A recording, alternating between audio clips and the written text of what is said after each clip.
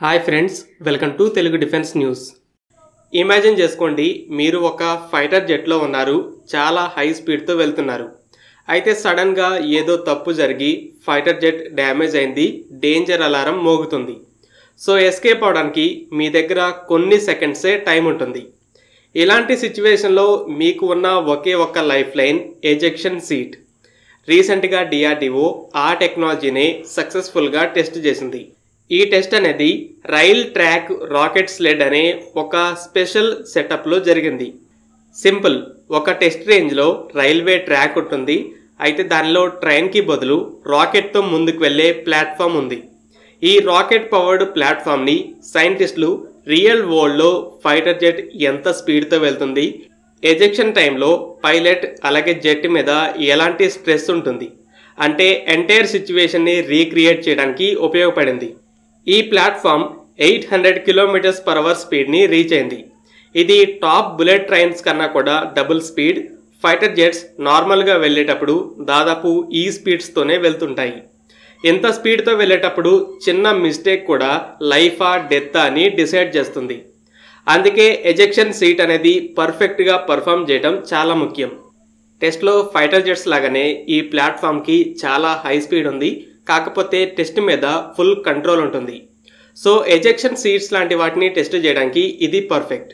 మరి అసలు ఈ ఎజెక్షన్ సీట్ అనేది ఎలా వర్క్ అవుతుంది? ఫైటర్ జెట్ నుండి ఎజెక్ట్ చేయడం అంటే కార్ నుండి జంప్ అయినట్టు ఉండదు.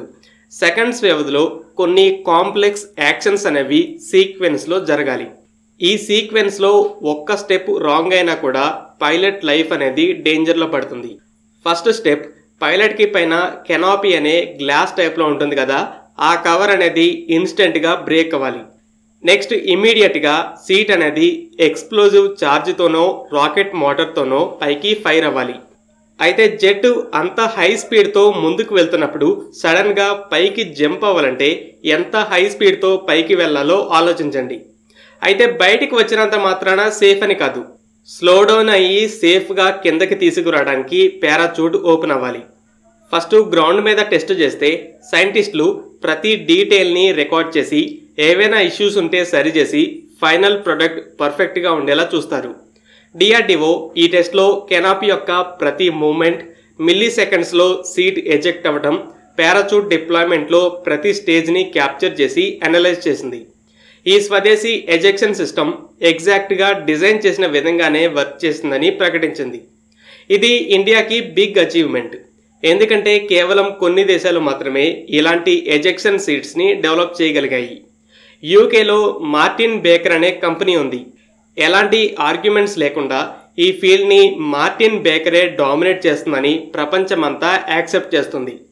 ఎందుకంటే ప్రపంచవ్యాప్తంగా ఉన్న 70% జెట్స్లో మార్టిన్ బేకర్ సీట్సే ఉన్నాయి. అమెరికా సొంతగా ఎజెక్షన్ సీట్స్ని డెవలప్ చేసిన F-35తో సహా చాలా జెట్స్లో ఈ మార్టిన్ బేకర్ జెట్స్నే వాడుతుంది. రష్యా, చైనాలు తమ ఓన్ సిస్టమ్స్ని వాడుతున్నాయి. మన ఎయిర్ ఫోర్స్లో అయితే ఈవెన్ రష్యన్ మేడ్ జెట్స్కి కూడా మార్టిన్ బేకర్ జెట్స్నే ఎంచుకున్నాం. అయితే ఈ డిపెండెన్స్ అనేది ఉండకుండా మనకి కూడా సొంత సిస్టమ్ ఉండాలని డిఆర్డిఓ ఈ ప్రాజెక్ట్ని మొదలుపెట్టింది. ఈ సక్సెస్ఫుల్ టెస్ట్ అనేది మన జెట్స్లో స్వదేశీ సేఫ్టీ సిస్టమ్స్ని డిప్లాయ్ చేయడానికి దగ్గరికి చేర్చింది. ఇంకా కొన్ని టెస్టులు చేసి ఇంప్రూవ్ చేసి డిఆర్డిఓ ఫైనల్ ప్రోడక్ట్ని రెడీ చేస్తుంది. ఫ్రెండ్స్, ఈ వీడియో మీకు నచ్చినట్టయితే లైక్ చేయండి. అలాగే మరిన్ని డిఫెన్స్ అప్డేట్స్ కోసం మన ఛానల్ని సబ్స్క్రైబ్ చేసుకోండి.